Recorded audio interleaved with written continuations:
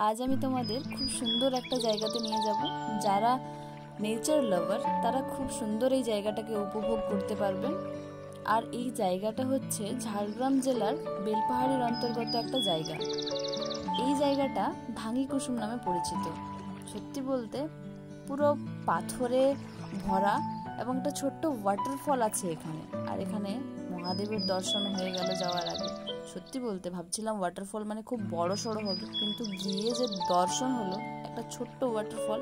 কারণ বর্ষা তখনও স্টার্ট হয়েছিল না, তাই জলের পরিমাণটা কম থাকায় ঝর্ণাটা অনেকটাই ছোট লাগছিল। তোমরা যদি এখানে আসতে চাও তাহলে আমি তোমাদের একটাই কথা বলবো যে তোমরা বর্ষার ঠিক পরে এবং শীতের শুরুর আগে এখানে আসতে পারো।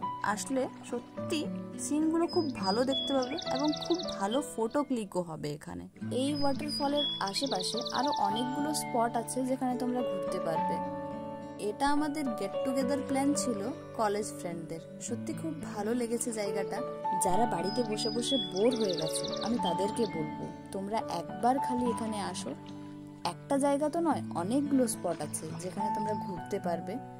প্রকৃতি সবকিছু ফিরিয়ে দেয়, দেখবে তোমাদের মেজাজটা খুব ভালো হয়ে গেছে, সুন্দর হয়ে গেছে। ধাঙ্গি কুসুম বাদ দিয়ে সেই দিন আমরা আর কোথায় কোথায় গেছিলাম সেগুলো দেখার জন্য আমার চ্যানেলটিকে সাবস্ক্রাইব করে নাও। আর আজকে তাহলে আসি, দেখা হবে পরের ভিডিওতে।